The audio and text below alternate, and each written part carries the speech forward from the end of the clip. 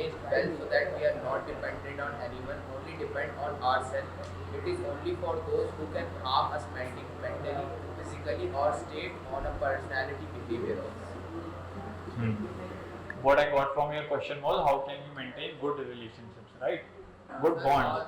Good bonds and manage well. Okay. Ibrahim has asked the question that how can we manage good relationships? How can we form really meaningful bonds?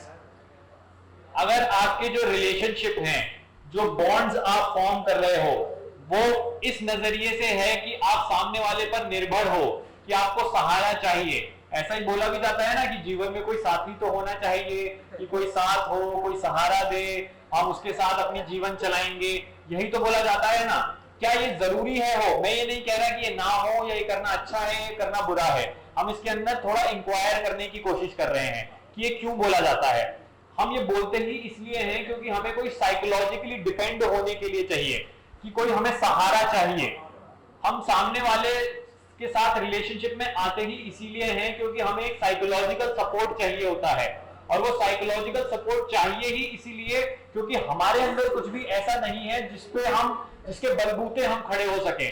तो जो अगर हमारे relationship में बस dependence है, हम बस निर्भर ही हैं सामने वाले पर, अपने वेलबींग के लिए हम चाह रहे हैं कि वो हमें खुश रखेगा, वो हमें सहारा देगा, या वो हमें अटेंशन देगा। अगर हम सामने वाले की अटेंशन चाह रहे हैं हमारे रिलेशनशिप्स में, तो जो रिलेशनशिप्स हम वो फॉर्म करेंगे उसमें किसी भी तरीके की कोई डेप्थ नहीं होगी, उसमें किसी भी तरीके की कोई स्ट्रेंथ नहीं होगी, क्योंकि हमने रिलेशनशिप इसलिए फॉर्म करा था क्योंकि हम उस पर डिपेंडेंट थे। ऐसे ही सामने वाला भी हम पे डिपेंडेंट रहेगा।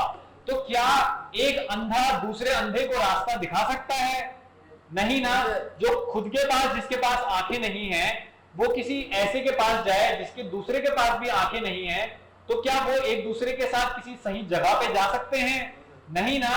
तो हमारे रिलेशनशिप्स कहीं ना कहीं ऐसे ही हैं कि हम अंधे हैं तो हम दूसरे अंधे को पकड़ेंगे कि हाँ भाई चलो हम दोनों अंधे मिलके किसी सही रास्ते पर चलें, कोई अच्छा रिलेशनशिप बनाए, किसी अच्छी जगह पे जाएं। हम गिरेंगे तो खाई में ही। ऐसे रिलेशनशिप्स जो बनते हैं वो जाकर खाई में ही गिरते हैं, क्योंकि पहले हम अंधे हैं और अंधा फिर अपने लिए अंधा ही ढूंढता है। तो इसीलिए जरूरी है कि पहले हम अपनी आंखें खोलें। हमारी आंखें खुलना जरूरी है। जब तक हमारी आंखें खुलेंगी नहीं, तब तक जो भी हमारे रिलेशनशिप होंगे वो बस अंधेरे में ही होंगे। और अंधेरे में जब आप चलना शुरू करते हो तो क्या होता है?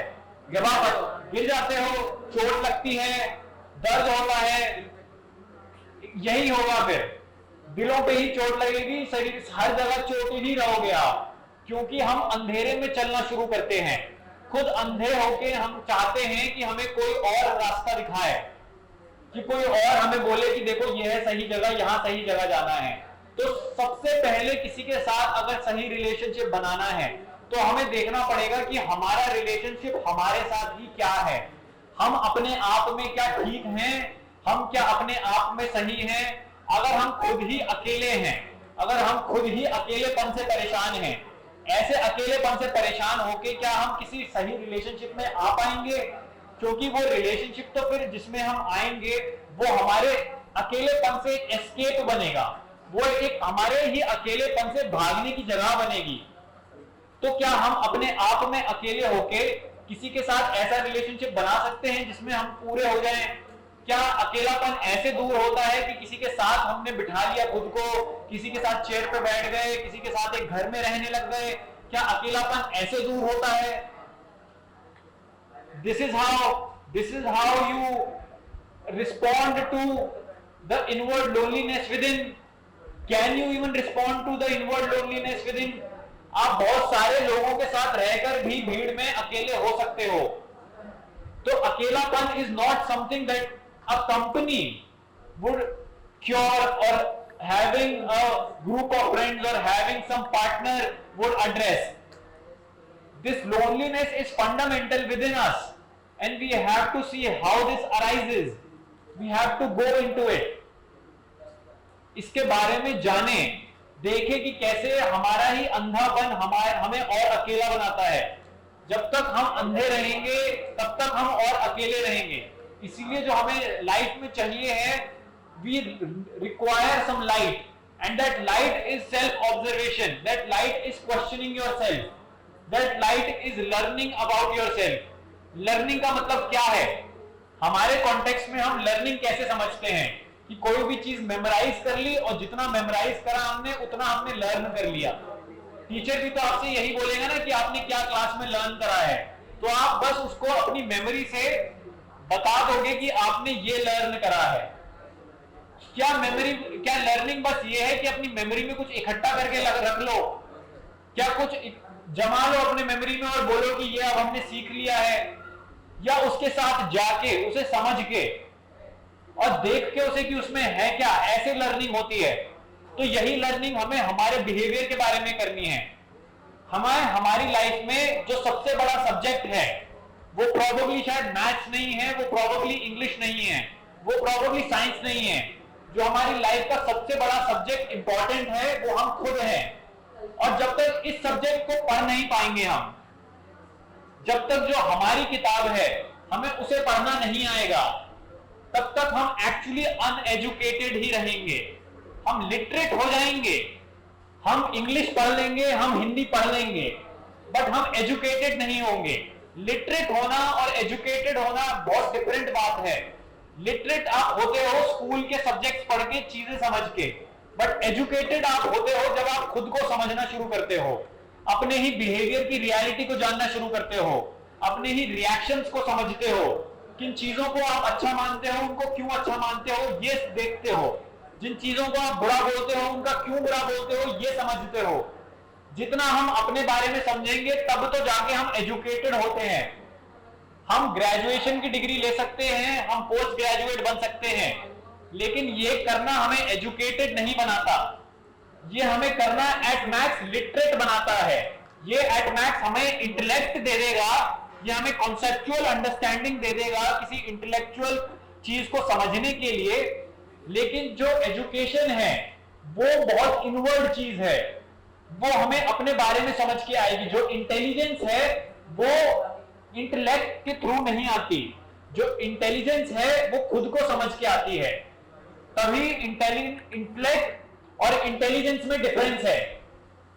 इंटेलेक्ट का मतलब है बस सीधे सीधे उन एक ब्रेन की से एक्टिविटी करके कुछ चीजें समझ लेना और उनको एक वर्बल लेवल पे अंडरस्टैंड कर लेना।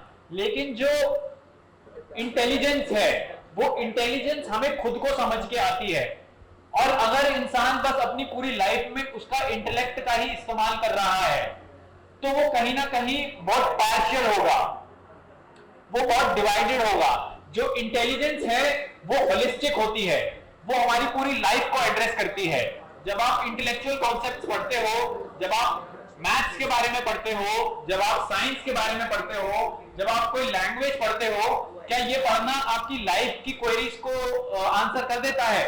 क्या मैथ्स पढ़ना आपको कंपैशनेट बना देता है? क्या साइंस पढ़ना आपको इनवर्डली इंटेलिजेंट बना देता है?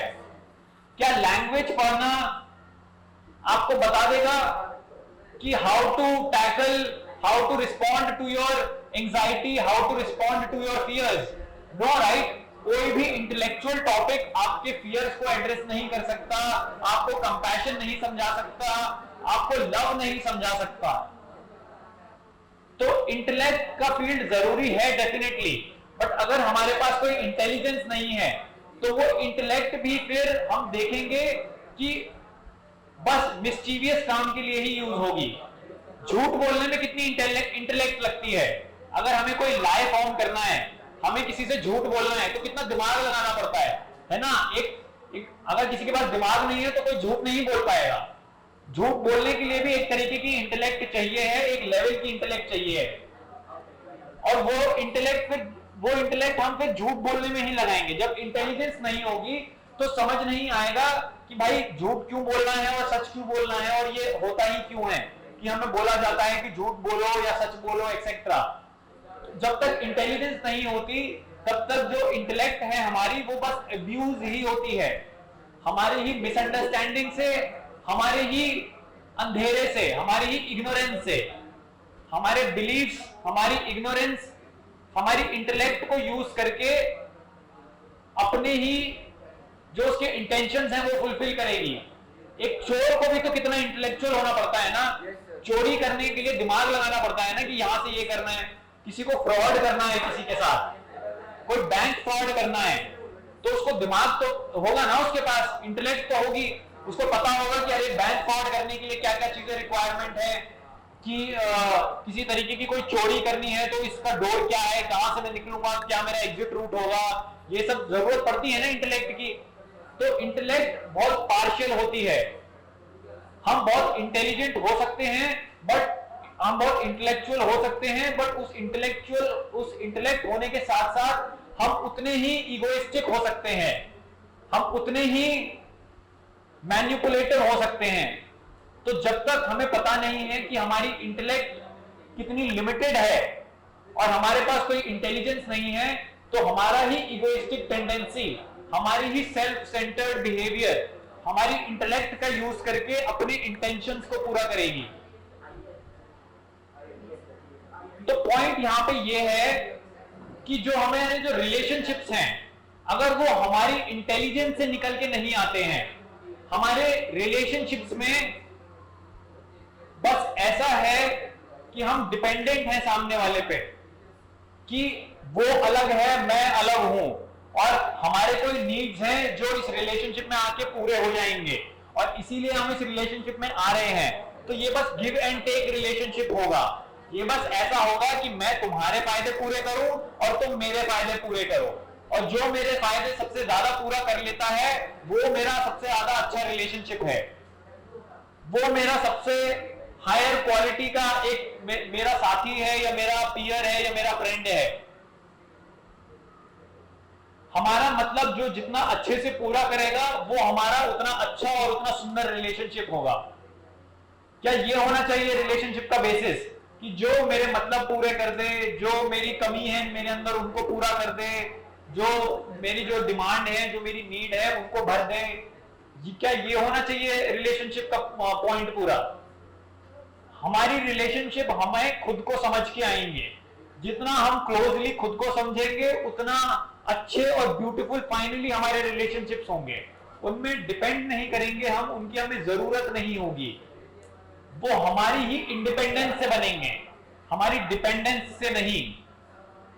सर आपने शायद मेरा क्वेश्चन उल्टा सुन लिया। कैसे? मेरा क्वेश्चन ये था, जैसे जो हमें काम करते हैं फिजिकली, मेंटली और उनसे बच्चे आप पूरा बॉन्ड कैसे बना सकते हैं? तो बॉन्ड पहले उससे बनेगा तो कभी कभी ना, आप हर्ट भी अगर उससे हो रहे हो, आपको फिजिकली भी हार्म कर रहा है, वो मेंटली भी अगर आपको हार्म कर रहा है, तो बॉन्ड पहले समझ को आएगा कि कैसे बनेगा। अगर वही नहीं समझ आएगा तो हम ये बॉन्ड कहाँ से बना लेंगे, और आपको क्यों बनाना है कोई जो आपको फिजिकली हर्ट कर रहा है, जो आपको इमोशनली हर्ट कर रहा है? ऐसा नहीं होता। हमें लगता है कि हमारी एक लाइफ है और उस लाइफ में हम बॉन्ड बनाएंगे।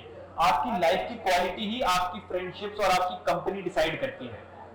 अगर हमारी लाइफ अपने आप में ऐसी है कि उसमें कोई क्वालिटी नहीं है, उसमें कोई एक्सीलेंस की कोई बात नहीं है, तो हमारे फिर रिलेशनशिप भी ऐसे ही होंगे, जो एक्सप्लॉयटेटिव होंगे। आप जैसे होते हो आपकी दोस्ती भी वैसी ही होती है।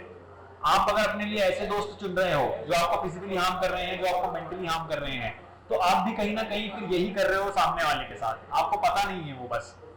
क्योंकि अगर आप इनको चुन रहे हो तो यह मेरे ही बारे में कुछ बता रहा है ना।